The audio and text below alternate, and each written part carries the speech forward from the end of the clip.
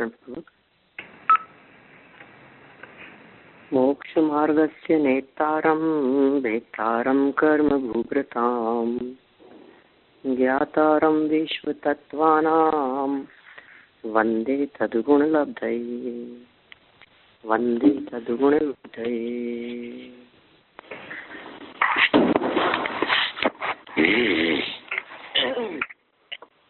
तत्वार्थ सूत्र की यह न्यायपरक टीका तत्वार्थ राजवार्थ नामक ग्रंथ है और इस ग्रंथ के 9वें सूत्र के संदर्भ में अपनी यहाँ चर्चा चल रही थी।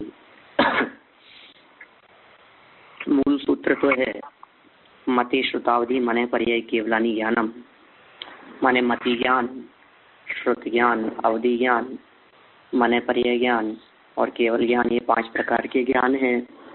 इन 5 ज्ञानों का संक्षिप्त स्वरूप भी बताया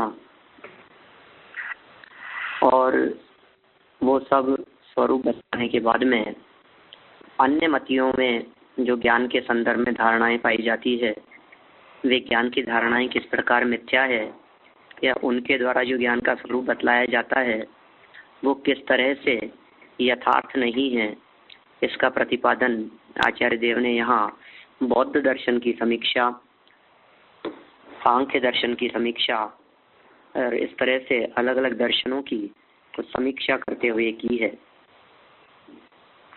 जिन लोगों को विविध दर्शनों की चर्चा में रस नहीं है वे इसे सामान्य कर्णेंद्रिय का विषय मात्र बना दें। देखिए, मैं इस प्रकरण को आगे बढ़ता हूँ और फिर इन 5 ही ज्ञानों की प्रामाणिकता के संदर्भ में नया सूत्र दिया है, उस सूत्र की भी हम चर्चा करते हैं।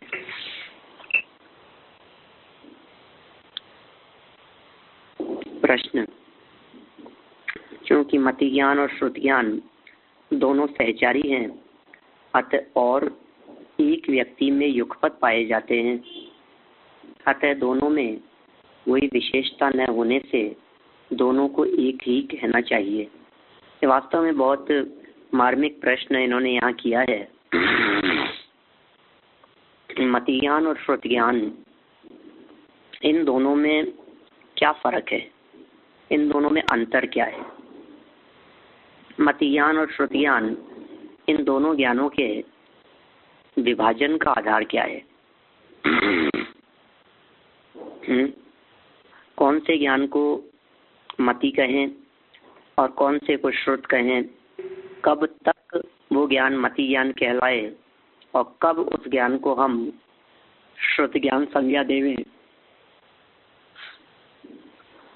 इसका कोई विभाजन का आधार भी हमारे को नहीं दिखता और यही कारण है कि मति ज्ञान और श्रुत ज्ञान, इन दोनों ज्ञानों को के संदर्भ में यहाँ शंकाकार ऐसी शंका उठा रहा है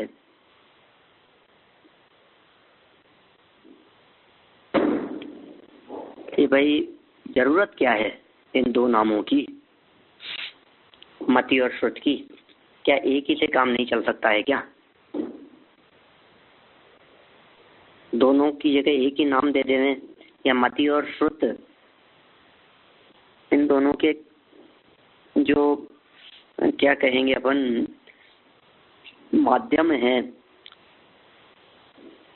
इंद्रिय और मन, वे दोनों में माध्यम है, दोनों इंद्रियों मन से उत्पन्न होते हैं।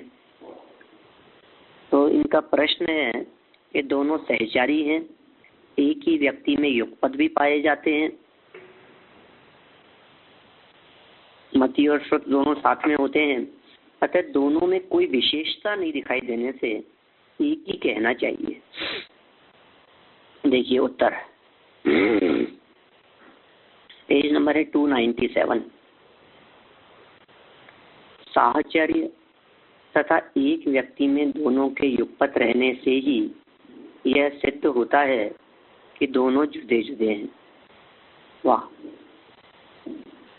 कितनी सुंदर बात कह दी है कि आप जो यहाँ साहचर्य शब्द का प्रयोग कर रहे हो, इस साहचर्य शब्द से भी यह बात स्पष्ट होती है कि दोनों अलग अलग नहीं, क्योंकि यदि दोनों अलग अलग होते तो फिर साहचर्य कहना संभव नहीं होता। मतलब दोनों एक ही होते तो साहचर्य कहना संभव नहीं होता। और युगपत रहते हैं ऐसा कहने से भी ये बात स्पष्ट हो रही है कि दोनों जुदे जुदे हैं। वास्तव में न्याय के जो ये तर्क दिए जाते हैं ये बड़े गजब के ही होते हैं। ये सब तर्क कितना सुंदर तर्क दे दिया। साहचर्य तथा एक व्यक्ति में दोनों के युगपत रहने से ही यह सिद्ध होता है कि दोनों जुदे जुदे हैं, क्योंकि दोनों बातें भिन्न सत्ता वाले पदार्थों में ही होती है। कौन कौन सी दो बातें? एक तो साहचर्य और दूसरा युगपत। हमने जब साहचर्य शब्द का प्रयोग किया तो ये बात बिल्कुल क्लियर है, अत्यंत स्पष्ट है कि दो भिन्न भिन्न होंगे, भिन्न भिन्न सत्ता होगी, तभी साहचर्य। साहचर्य का मतलब साथ में चलने वाले। साहचर्य मतलब साथ में चलने वाले। युगपत माने साथ में रहने वाले।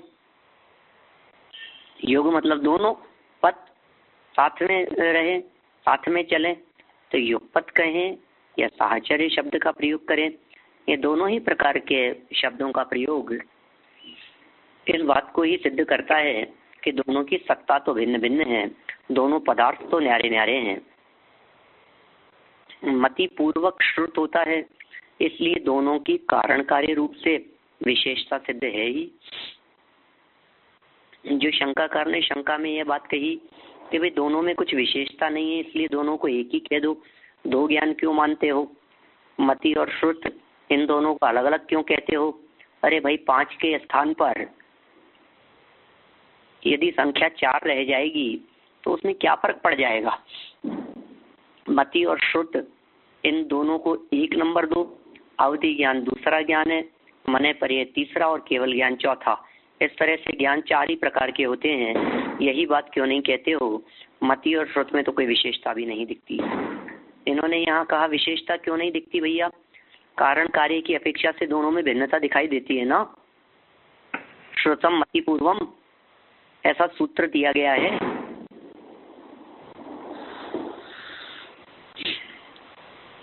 आगे आने वाली है ऐसी चर्चा। श्रुतम मति पूर्वम, श्रुत ज्ञान मति ज्ञान पूर्वक होता है। मति ज्ञान कारण है और श्रुत ज्ञान कार्य है, इसलिए इनकी विशेषता भी सहज ही सिद्ध है। स्पष्ट रूप से इनकी विशेषता भी ख्याल में आती है। देखिए, कारण के सदृश ही कार्य होता है। क्योंकि श्रुत मति पूर्वक हुआ है, अतः उसे भी मति रूप ही कहना चाहिए। क्या कहा? ये गजब तर्क दिया इन्होंने।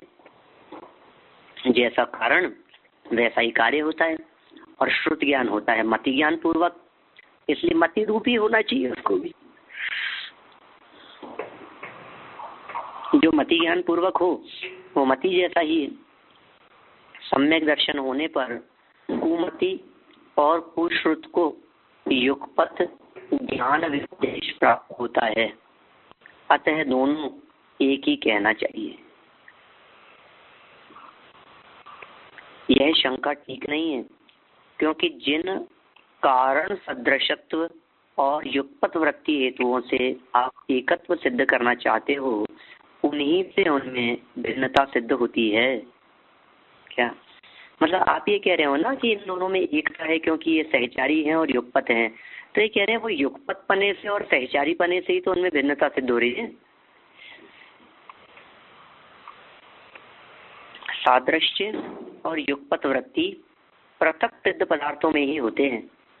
सादृश्य का मतलब वही साहचर्यपना, युगपत वृत्ति वही युगपत रहना। ये पृथक सिद्ध माने जो अलग अलग हैं ऐसे पदार्थों में ही होती है। यद्यपि मति और श्रुत का विषय समान है, परंतु जानने के प्रकार जुदा जुदा है। मति और श्रुत का विषय एक समान है, यद्यपि मति ज्ञान का विषय और श्रुत ज्ञान का विषय एक जैसा है, लेकिन जानने के प्रकार जुदा जुदा है। विषय एक होने से ज्ञान में एकता नहीं हो सकती। अन्यथा एक घट विषय दर्शन और स्पर्शन में भी एकत्व हो जाएगा। विषय तो एक है दोनों का। कितना गजब तर्क दिया है। बोलो, विषय एक है लेकिन विषय एक होने पर भी जानने के प्रकार जुदा जुदा है। मति ज्ञान जिस प्रकार से जानता है, श्रुत ज्ञान उसमें गहराई लिए हुए जानता है, उसमें विशेषता लिए हुए जानता है, उसके और भेद प्रभेद करके जानता है। ठीक है ना? माने जानने के प्रकार में जुदापना है, विषय एक ही है। एक ही पदार्थ को जब मति ज्ञान जानेगा तो वो जानना अलग प्रकार से होगा, और श्रुत ज्ञान जानेगा तो श्रुत ज्ञान के माध्यम से उसके जानने में निश्चित रूप से विशेषता आएगी। इसलिए मति ज्ञान और श्रुत ज्ञान, इन दोनों का जो जाननपना है वो पृथक पृथक है। इन दोनों में एकता नहीं हो सकती। यदि दोनों के विषय के एक होने से एकता मानी जाएगी तो फिर एक घड़ा है, उस घड़े का सामान्य अवलोकन हुआ, उस घड़े का, वो घड़ा विषय है, उस घड़े का सामान्य अवलोकन हुआ, वो तो कहलाता है दर्शन। और स्पर्शन इंद्रिय से ज्ञान हुआ, वो कहलाता है मति ज्ञान। स्पर्शन इंद्रिय से भी घड़े का ज्ञान हुआ, सामान्य अवलोकन भी उसी घड़े का था। दोनों का विषय एक ही होने पर भी एक को दर्शनोपयोग कहते हैं और दूसरे को स्पर्शन इंद्रिय जन्य मति ज्ञानोपयोग कहते हैं। यदि विषय एक होने से दोनों को एक कहा जाए तो फिर दर्शनोपयोग और ज्ञानोपयोग में भी कोई अंतर नहीं कर पाएंगे, दोनों एक समान ही हो जाएंगे। ख्याल में आ रही है बात? कोई शंका तो नहीं है किसी को कुछ?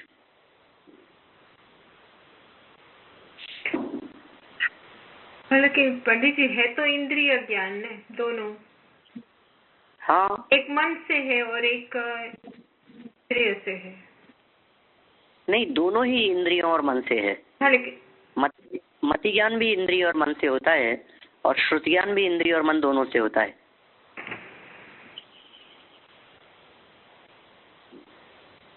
है तो दोनों वही।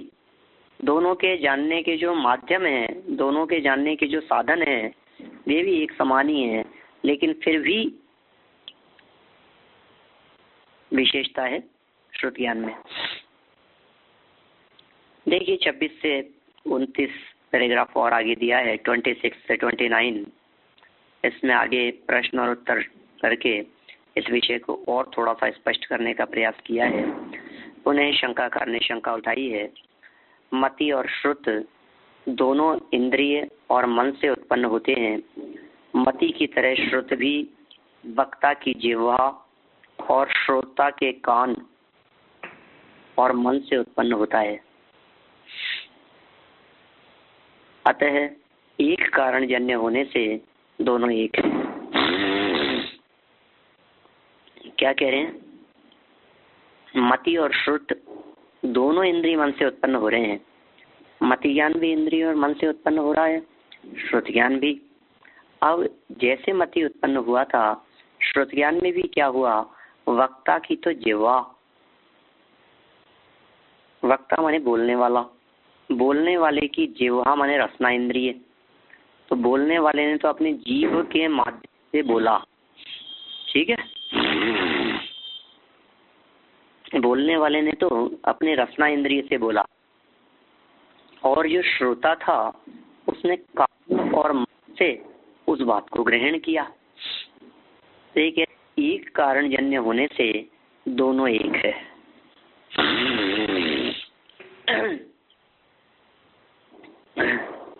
उत्तर, एक कारणता असिद्ध है। वक्ता की जीभ शब्दोच्चारण में निमित्त होती है, न कि ज्ञान में।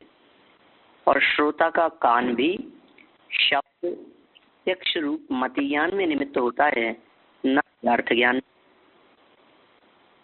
अतः श्रुत में इंद्रिय और मनोनिमित्तता असिद्ध है।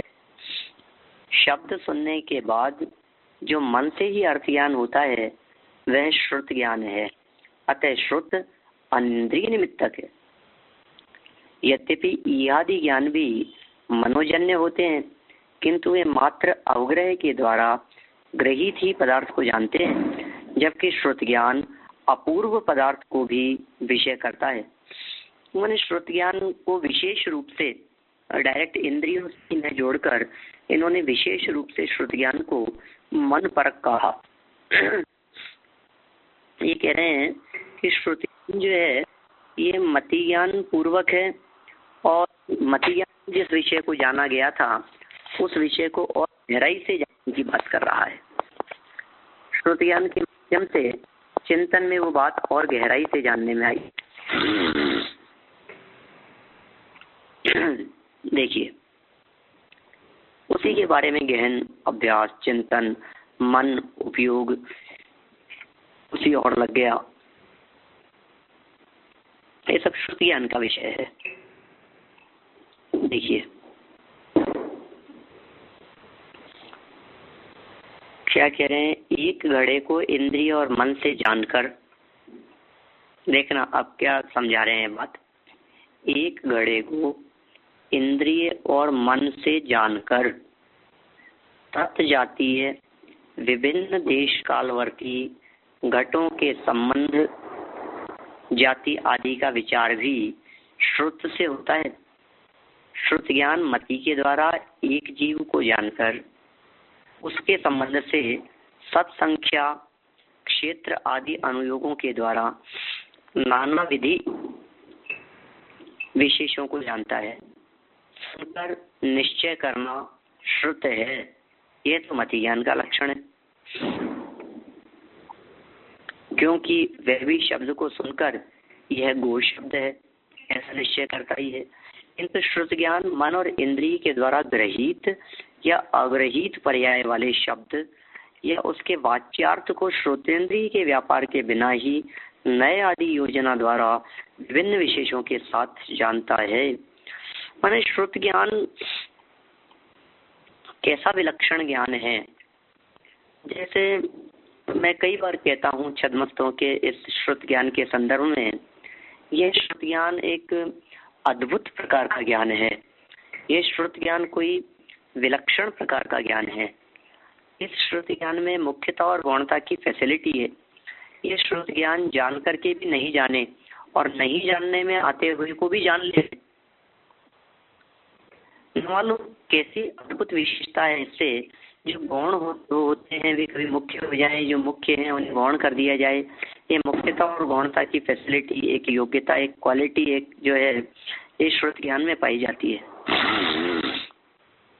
चक्षुन्द्रिय से हमने किसी एक शब्द को देखकर उसके वाच्यार्थ को जाना तो ये मति ज्ञान है, और उसके वाच्यार्थ की गहराई में हम चले गए तो वो श्रुत ज्ञान का विषय बन गया। माने मति ज्ञान एक सिंपल है और श्रुत ज्ञान उसको विशेष जानने का नाम है। इस श्रुतम मति पूर्वम ऐसे शब्द का प्रयोग उमा स्वामी आचार्य ने मूल सूत्र में किया है। श्रुतम मति पूर्वम वेदम, मैंने शास्त्र जो बात कह रहे हैं या मति ज्ञान इन से जानने में आया। कोई पदार्थ हमने कुछ पढ़ा, हमने लिखा हुआ पढ़ा कि मोर, और तुरंत मोर ख्याल में आया, मति ज्ञान। ठीक है, मति ज्ञान सामान्य नहीं है। बोलिए। मति ज्ञान का जो सब्जेक्ट है वो इतना सामान्य जैसा है, और श्रुत ज्ञान है वो मोर पावरफुल और उसका सब्जेक्ट वास्ट है, ऐसा। हाँ, यही कह सकते हैं। मति ज्ञान सामान्य है और श्रुत ज्ञान का जो विषय है या श्रुत ज्ञान की जो जानने की प्रोसेस है वो थोड़ा सा फोर्सफुली जानता है, पावर से जानता है, विशेष गहराई से जानता है। कुछ एक विलक्षणता है श्रुत ज्ञान से जानने में। जानेगा उसी विषय को, लेकिन जानने की विधि में फर्क है। यह बात ऊपर भी कही जा चुकी है। जिस तरह से मति ज्ञान जानता है, श्रुत ज्ञान कुछ एक अलग तरह से जानता है। विषय दोनों का एक ही है, लेकिन उस विषय को जानने का जो एक तरीका है वो श्रुत ज्ञान का कुछ अलग हटके है। यहाँ तो इन्होंने श्रोतेंद्रिय के व्यापार के बिना ही नए आदि योजना द्वारा ऐसे शब्द का प्रयोग कर दिया। नए आदि योजना द्वारा का मतलब नए से जानता है, निक्षेप से जानता है, प्रमाण से जानता है, आगम से जानता है। बात कुछ कही गई उसके पीछे छिपा हुआ रहस्य से जानता है। इस श्रुत ज्ञान का काम है। मति ज्ञान उसका रहस्य नहीं जानता। मति ज्ञान में वो रहस्यात्मक बात नहीं आएगी, लेकिन श्रुत ज्ञान उसके रहस्य की बात करता है।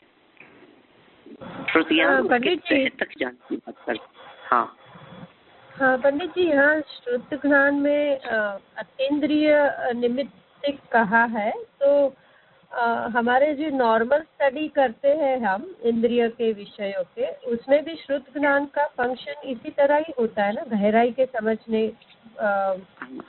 यहाँ अतीन्द्रिय शब्द का प्रयोग नहीं किया गया है, आप एक बार ध्यान से देखें, यहाँ अनिंद्रिय शब्द का प्रयोग किया गया है। अनिंद्रिय और अतीन्द्रिय, बरोबर, अनिंद्रिय। हाँ हाँ, तो मिस्टेक हुई पढ़ने में। हाँ तो हाँ, तो अनिंद्रिय जो है, अनिंद्रिय मन का पर्यायवाची शब्द है। अनिंद्रिय कहते हैं मन को। हाँ। और जो अतीन्द्रिय है वो इंद्रिय और मन के विकल्प रुकने पर जो आत्मिक ज्ञान है, वो आत्मिक ज्ञान कहलाता है अतीन्द्रिय। और जो मन जनित ज्ञान है वो कहलाता है अनिंद्रिय। तो श्रुत ज्ञान इंद्रिय जनित और अनिंद्रिय जनित, इन 5 ज्ञानों की चर्चा करते हुए ये आगे ही 10वें सूत्र के बाद में ही इस 13वें सूत्र के अंदर ऐसी चर्चा की है। तदिंद्रिय इंद्रिय निमित्तम 14वें सूत्र में मति ज्ञान के लिए तदिंद्रिय इंद्रिय अनिंद्रिय, मतलब इंद्रिय और अनिंद्रिय निमित्त है मति ज्ञान के लिए, अतीन्द्रिय नहीं। अतीन्द्रिय तो इंद्रिय और मन दोनों से ऊपर उठकर मन पावे विश्राम, तब अतीन्द्रिय दशा होती है। तो यहाँ अतीन्द्रिय नहीं अनिंद्रिय की बात है। स्पष्ट हो गई होगी बात। देखिए यहाँ श्रोतेंद्रिय के व्यापार के बिना ही ग्रहित अग्रहित शब्द जो सुनने में आया है, नहीं सुनने में आया है, उसके वाच्यार्थ को कर्णेंद्रिय के व्यापार के बिना ही नई योजना के द्वारा विभिन्न विशेषों के साथ में जान लेवे, उसे कहेंगे हम श्रुत ज्ञान। श्रुत ज्ञान है, विशेषों को जान लिया गया है श्रोतेंद्रिय के व्यापार के बिना ही। देखिए नय है, निक्षेप है, प्रमाण है, स्यादवाद है, अनेकांत है, सप्तभंगी है, माने ये सब ज्ञान के परिष्कृत रूप हैं और ये सब मति ज्ञान में लागू नहीं होते। इन सब के लिए श्रुत ज्ञान की जरूरत है। प्रमाण के लिए, नए निक्षेप आदि के लिए, अनेकांत स्यादवाद आदि के लिए, उन सब के लिए श्रुत ज्ञान की जरूरत है। वो मति ज्ञान से नहीं पार पड़ सकती उसमें। माने मति ज्ञान किसी चीज के निर्णय तक पहुंचने का काम नहीं करा सकता, उसके निर्णित दशा तक। यद्यपि मति ज्ञान भी कम सामर्थ्यशाली नहीं है, उसमें उस जाति का निर्णय होता है मति ज्ञान में, क्योंकि वो भी धारणा तक चला जाता है ना। मति ज्ञान के आगे फिर अभी तो एक्चुअल में क्या है, इन 5 ज्ञानों की चर्चा शुरू हुई है। अभी तो इनके डिटेल में जब आगे चर्चा चलेगी तो फिर ये भी कहा जाएगा कि भाई मति ज्ञान इंद्रिय और मन से हो रहा है, मति ज्ञान अवग्रह, इहा, आवाय और धारणा स्वरूप है। तो फिर हमारा दिमाग एकदम सोचने पे मजबूर हो जाता है, अरे मात्र अवग्रह नहीं, मात्र इहा नहीं, अवाय नहीं, धारणा तक पहुंच गया। स्मृति पटल पर वो चीज अंकित हो गई, पुनः याददाश्त के लिए, पुनः कभी उस चीज को स्मरण करें और वो स्मृति में ख्याल में आए, उसके लिए धारणा। ये सब मति ज्ञान स्वरूप बातें हैं। अवग्रह, यह, अवाय और धारणा ज्ञान भी मति ज्ञान में, श्रुत नहीं है। वो धारणा ज्ञान कितना जबरदस्त होता होगा। जैसे हम कई बार कहते हैं ये बात, कोई बात हमारे धारणा तक चली गई, इतनी गहराई से हमारे ज्ञान के लेवल पर, स्तर तक पहुंच गई, तो वो बात 10 वर्ष बाद भी, 25 वर्ष बाद भी वो बात याद रहती है धारणा में। आज की देखी हुई चीज और 25 साल के अंतराल के बाद में पुनः उसे देखा और पुनः देखते ही वो जानने में आ गई, और उसका जो संबंध हमने बैठाया, कहते हैं कौन सा ज्ञान था, अवग्रह था क्या, इहा था क्या, अवाय था क्या? नहीं, यह तो धारणा ज्ञान था। जो निर्णय पर पहुंचने के बाद में वो स्मृति पटल पर अंकित हो गया। तो मेरा कहने का मतलब मति ज्ञान भी कोई कम सामर्थ्यशाली नहीं है। लेकिन अब आप सोचिए, मति ज्ञान भी जब इतना सामर्थ्यशाली है तो श्रुत ज्ञान को तो मति ज्ञान की तुलना में बहुत ज्यादा सामर्थ्यशाली कहा है। श्रुत ज्ञान तो मति ज्ञान की तुलना में बहुत विशेष है। तरह से मति और श्रुत, इन दोनों में अंतर की भी चर्चा हुई। इन दोनों को जो एक मानना चाहिए, ऐसी जो जगत जनों के चित्त में या न्याय शास्त्र वालों के चित्त में शंका खड़ी होती है, उस शंका का समाधान भी यहाँ हुआ। अब आगे बढ़ते हैं कि भाई आपने ये ज्ञान बतलाए हैं 5,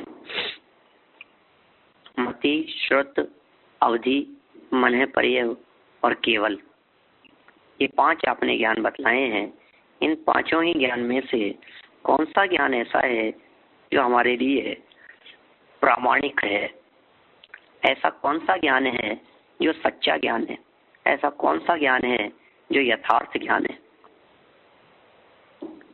मत्यादि ज्ञान प्रमाण है, ये बतलाने के लिए आगे 10वें नंबर का सूत्र देते हैं, पेज नंबर वही 297 पर ही। तत्प्रमाणे, मूल सूत्र क्या दिया है?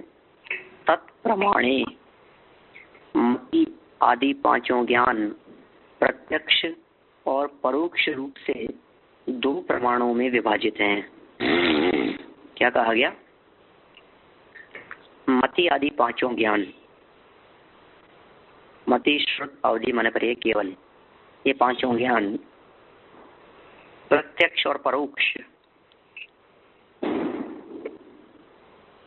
2 ही प्रकार के प्रमाण हैं हमारे यहाँ जनागम में। इन 2 प्रमाणों में विभाजित है। प्रमाण शब्द भाव, कर्ते और करण, भाव, कर्ते और करण तीनों साधनों में निष्पन्न होता है। प्रमाण शब्द जब भाव की विवक्षा होती है तो प्रमा को प्रमाण कहते हैं। भाव प्रधान, प्रमा उससे प्रमाण बना है।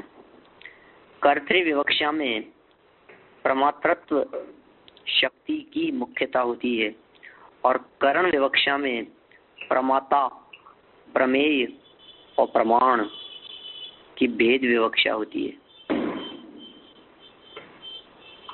प्रमेय मतलब जानते हैं आप? ज्ञेय को प्रमेय कहते हैं। प्रमाता उसे जानने वाला, उसको प्रमेय कराने वाला, वो प्रमाता है। और प्रमाण उसे जानने वाला, ज्ञान प्रमाण है। इनमें विवक्षा अनुसार अर्थ ग्रहण किया जाता है। प्रश्न,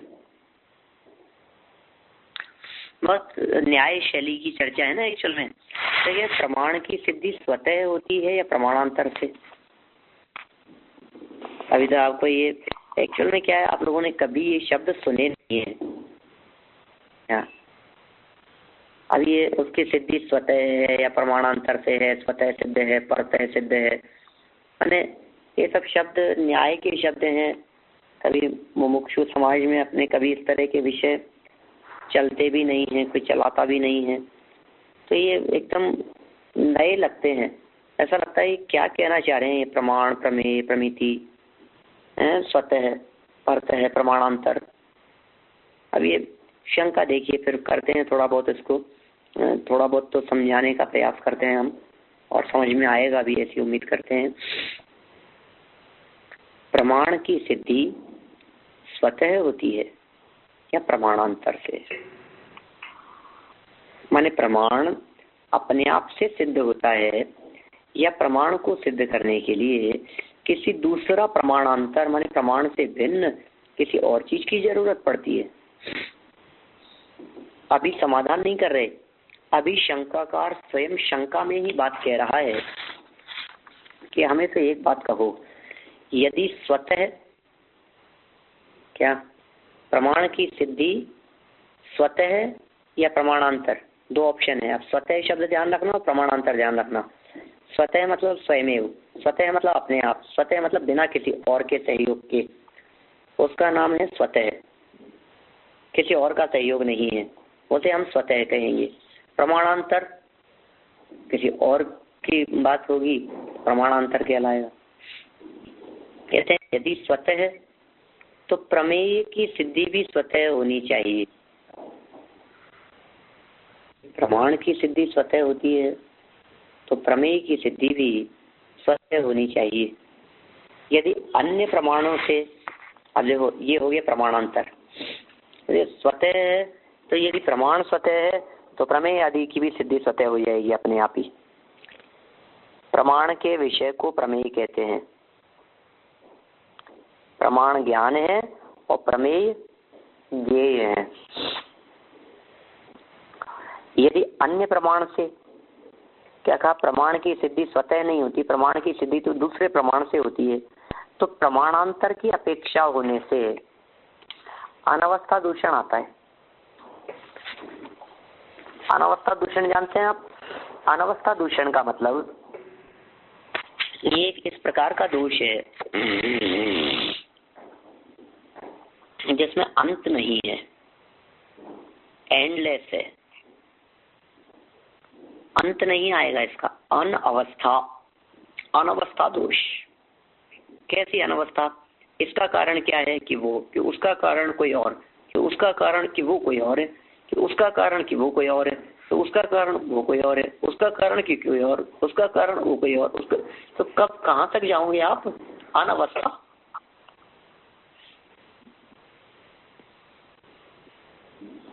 ये कह रहे हैं यदि परतः प्रमाण चाहिए तो अनवस्था दोष आएगा। कैसा? कि ये ज्ञान है, इसको जानने के लिए किसी दूसरे ज्ञान की जरूरत है, तो फिर उसको कैसे जाने? कि उसको किसी और ज्ञान से जानोगे, उसको कैसे जानेंगे? उसको किसी और से जानो। अब यदि प्रमाण को स्वतः मानते हो तो प्रमेय को भी स्वतः मान लो, और प्रमाण को प्रमाणांतर से मानते हो, प्रमाण की सिद्धि प्रमाणांतर से है, तो फिर अनवस्था दोष आता है। इच्छा मात्र से किसी की स्वतः सिद्धि और किसी की परतः सिद्धि मानने में कोई विशेष हेतु देना चाहिए, अन्यथा स्वेच्छाचारित्व का दोष आएगा। स्वेच्छाचारित्व मतलब जैसे इसको स्वतः मान लिया और जैसे इसको परतः मान लिया, स्वेच्छाचारित्व दोष है। स्वेच्छाचारित्व अपने अपने मन से कुछ भी स्वीकार कर ले, उसे स्वेच्छाचारित्व कहते हैं। ठीक है, अपने मन से कुछ भी मान लेने को स्वेच्छाचारित्व कहते हैं। उत्तर, अरे बहुत सुंदर जवाब दिया है। जिस प्रकार घटादि पदार्थों के साथ ही साथ स्वस्वरूप का भी प्रकाशक है, उसी तरह प्रमाण भी। क्या कह रहे हैं? दीपक के अलावा अपने को और कोई एग्जाम्पल दिख नहीं रहा था। ख्याल में आ रहा था कि दीपक ही एकमात्र ऐसा हो सकता है जो इस समस्या का समाधान कर सकता है। तो क्या हो सकता है समाधान?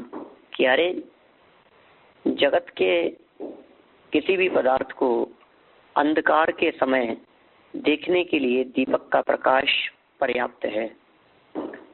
माने दीपक के प्रकाश से जगत के किसी भी पदार्थ को स्पष्ट देखा जा सकता है, जाना जा सकता है।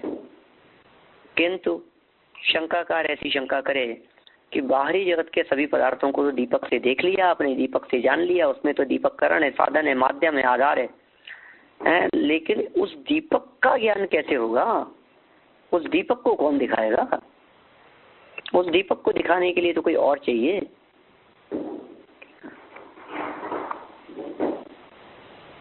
समझ में आ रही है बात? तो भाई कैसी मूर्खता वाली बात कर रहे हो? दीपक को दिखाने के लिए और चाहिए, ऐसा भी कभी होता है? हाँ जी, स्वतः ही होता है ना दीपक, तो स्वतः ही है। माने जिस तरह है दीपक जगत के अन्य बाहरी पदार्थों को सहजता से प्रकाशित कर देता है, प्रकाशित करने में समर्थ है, उन्हें प्रतिबिंबित करने में समर्थ है, उन्हें झलकाने में समर्थ है, ठीक उसी प्रकार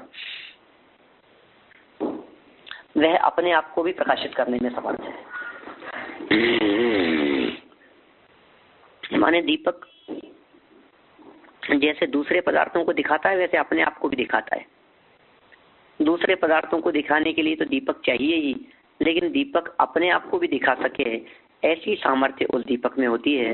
इसलिए दीपक को हमेशा ज्ञान के साथ में तुलना करके कहा जाता है स्वपर प्रकाशक। दीपक कैसा है? स्वपर प्रकाशक। दीपक अपने आप को भी प्रकाशित कर रहा है और वही दीपक अन्य जगत के जो पदार्थ हैं उन्हें भी प्रकाशित कर रहा है। ठीक है ना? ऐसे दीपक का कितना सुंदर उदाहरण दे दिया इन्होंने। तो प्रमाण के माध्यम से जाना गया, ज्ञान के माध्यम से जाना गया उन सब पदार्थों को। तो ज्ञान के माध्यम से पदार्थों को जाना, तो भैया ज्ञान को कौन जानेगा? ज्ञान डबल काम करता है, पर को भी जानने का काम करता है और अपने आप को भी जानने का काम करता है। जब वह अपने आप को जानने का काम करता है या अपने आप से पहचाना जाता है तो वह स्वतः कहलाता है, स्वतः सिद्ध प्रमाण। और जब वही ज्ञान पर के माध्यम से, इंद्रिय के माध्यम से, रसना के माध्यम से, घ्राण चक्षु कर्णेंद्रिय के माध्यम से ऐसे जानने की बात करता है तो समझ लेना चाहिए यह परत है। इनके माध्यम से पर को जाने वो परत है, और जो अपने स्वभाव को ही जाने वह स्वतः है। देखिए उत्तर पढ़ता हूं मैं, पेज नंबर 298 पर। जिस प्रकार दीपक घटादि पदार्थों के साथ ही साथ स्वस्वरूप का भी प्रकाशक है, उसी तरह प्रमाण भी, क्या कहा? दीपक घटादि पदार्थों के साथ साथ स्वस्वरूप का भी प्रकाशक है। स्वस्वरूप का भी प्रकाशक है माने अपने आप को भी दिखाता है, उसी तरह प्रमाण भी है। प्रमाण या दीपक को स्वस्वरूप के प्रकाशन के लिए प्रमाणांतर या प्रदीपांतर की आवश्यकता नहीं होती। क्या प्रमाण या दीपक को, क्योंकि दीपक के समान कह दिया प्रमाण को, तो प्रमाण या दीपक को स्वस्वरूप के प्रकाशन के लिए, अपने आप का स्वरूप दिखाने के लिए प्रमाणांतर या प्रदीपांतर की आवश्यकता नहीं होती। जिस प्रकार एक ही प्रदीप, प्रदीपनम प्रदीप है, प्रदीपन मात्र माने प्रदीप, प्रदीपयति प्रदीप है, प्रदीपन करने वाला प्रदीप, प्रदीप्यतेजेन तेनेन, प्रदीप्यतेनेन जिसके द्वारा प्रदीपन हो वह प्रदीप है। इन दोनों साधनों में व्यवहृत होता है, उसमें न तो कोई विरोध ही आता है और न अनवस्था ही। उसी तरह प्रमाण को भी तीनों साधनों में व्यवहार करने में कोई विरोध या अनवस्था नहीं है। माने आचार्य देव ने यहाँ श्रुत ज्ञान को स्वतः परतः दोनों सिद्ध करते हुए दीपक का उदाहरण दे दिया, अपने आप को भी, अपने आप से भी और पर से भी। तो जब बात अपने आप की आती है, अपने आप को जानने की आती है, अपने आप में समाने की आती है, तो स्वतः कह करके उसे पहला पॉइंट दे दिया जाता है। और जब पर को जानने की बात आती है तो उसे परतः कह करके पुकारा जाता है। ऐसी यहाँ बात अपन ने ये पहले नंबर के पॉइंट में की है। इस सूत्र का पहला दूसरा पॉइंट यहाँ संपन्न हुआ। देखिए 3 से 5 नंबर तक का पैराग्राफ।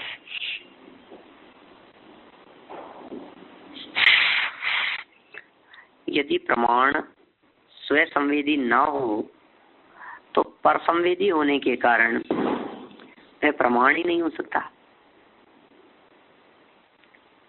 क्या कह रहे हैं? प्रमाण स्वसंवेदी नहीं है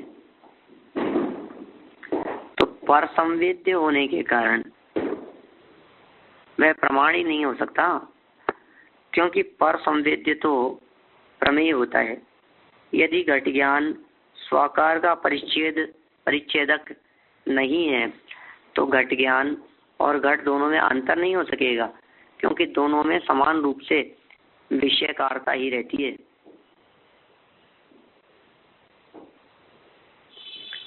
इसी तरह घट ज्ञान और घट ज्ञान का ज्ञान, इन दोनों ज्ञानों में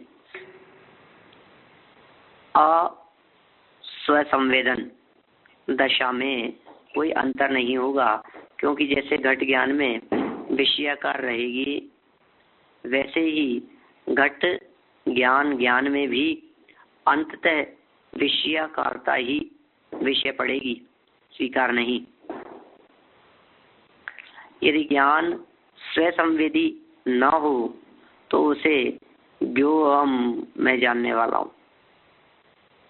यदि मान लो स्वसंवेदी न होवे ज्ञान, तो फिर ज्ञोहम मैं जानने वाला हूँ, यह स्मृति उत्तर काल में नहीं हो सकेगी, क्योंकि फिर वो ज्ञान स्वयं के उस ज्ञान को कैसे जानेगा, स्वसंवेदी नहीं मानेंगे तो। ज्ञान स्वसंवेदी भी है। स्वसंवेदी का मतलब ज्ञान के माध्यम से ज्ञान को जानता है, इसका नाम है स्वसंवेद्यपना। तो वो ज्ञानी जीव स्वसंवेदी है या नहीं है? कि बिल्कुल है। इसी तरह जिस ज्ञान ने अपने स्वरूप को नहीं पहचाना, उस ज्ञान के द्वारा ज्ञात अर्थ की स्मृति नहीं हो सकेगी। जैसे कि पुरुषोत्तम के ज्ञान के द्वारा जाने गए पदार्थों की, पुरुषोत्तम के ज्ञेय की स्मृति हमें इसलिए नहीं होती कि हम उसके ज्ञान को नहीं जानते। यदि हमारा भी ज्ञान हमें अज्ञात हो तो उस ज्ञान के द्वारा ज्ञात अर्थ की स्मृति हमें स्वयं नहीं हो सकेगी।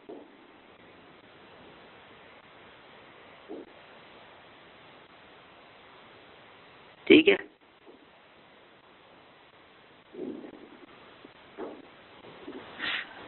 मैंने हमारे भी यदि ज्ञान हमें अज्ञात हो, हमें हमारे ज्ञान का पता नहीं हो, जैसे याददाश्त चली जाने पर ऐसी स्थिति बनती है ना, बोल भी रहा है, चल भी रहा है, खाता पीता भी है, शरीर के जितने बॉडी पार्ट्स हैं वे सब अपना अपना फंक्शन कर रहे हैं, सब हो रहा है, लेकिन फिर भी उसे पता नहीं है पिछली जिंदगी के बारे में।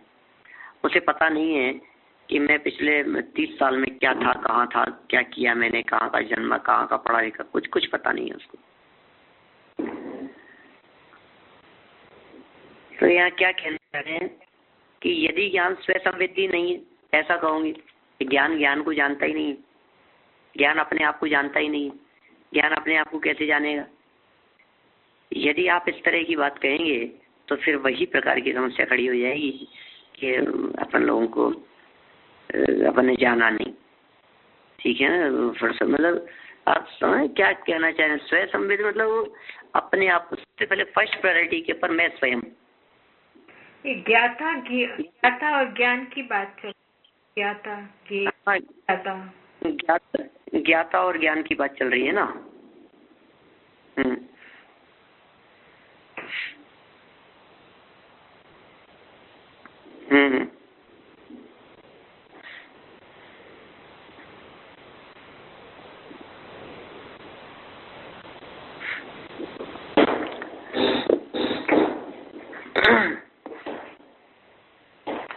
ज्ञाता और ज्ञान की चर्चा चल रही है। साथ में यहाँ विशेष बात ये ऐसा कहना चाह रहे हैं कि ज्ञान के जो स्वसंवेदीपना है, क्या स्वसंवेदीपना का मतलब ज्ञान के माध्यम से ज्ञान जानने में आता है। देखो, स्वसंवेद्य का मतलब है स्व मतलब स्वयं, संवेद्य मतलब जानना, तो स्वसंवेद्य मतलब अपने आप को जानना।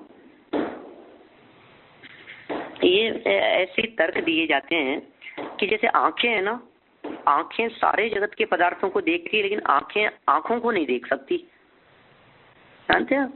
इसलिए आंखें पर प्रकाशक तो है लेकिन स्व प्रकाशक नहीं है। आंखें पर को तो जान सकती है, पर संवेद्य तो है लेकिन स्व संवेदी नहीं है। समझ रहे क्या कह रहे हैं? तो हमारा भी जो ज्ञान है वो यदि हमें अज्ञात हो तो उस ज्ञान के द्वारा ज्ञात अर्थ की स्मृति हमें स्वयं ही नहीं होगी। फिर हमारा ज्ञान हमें यदि अज्ञात है तो फिर स्मृति का कोई औचित्य नहीं रह सकेगा, फिर स्मृति नहीं रहेगी। फिर हम हमारे ज्ञान को तो याद नहीं रख पाएंगे ना, हम हमारे ज्ञान को यदि नहीं मानेंगे तो। इसलिए ज्ञान को स्व संवेद्य भी मानना ही पड़ेगा। ज्ञान पर संवेद्य भी है और स्व संवेद्य भी है। इसलिए ज्ञान का जो स्वभाव है, ज्ञान का जो मूल स्वरूप है वो स्वपर प्रकाशक है। निज को जानते हुए पर को भी जाने और पर को जानते हुए अपने आप को भी जाने, ऐसा उसका स्वभाव है। तो इस तरह की स्व संवेद्य पर संवेद्य को लेते हुए इन्होंने यहाँ पांचों ही ज्ञानों के प्रमाण पने के संदर्भ में थोड़ी बहुत बात उठाई है। अपने थोड़ी बहुत यहाँ चर्चा की है। विशेष चर्चा करते हुए कल अपन इस प्रकरण को संपन्न कर सकें, ऐसी भावना के साथ में आज की चर्चा को यहीं विराम देता हूँ। ठीक है, शेष चर्चा फिर अपन करेंगे। अभी फिलहाल जलवाणी स्तुति। जावाणी के ज्ञान ते सूझे लोकालोक, सोवाणी मस्तक नमो सदा देत हूँ ढोक, सदा देत हूँ ढोक। 9 बार नमोकार मंत्र।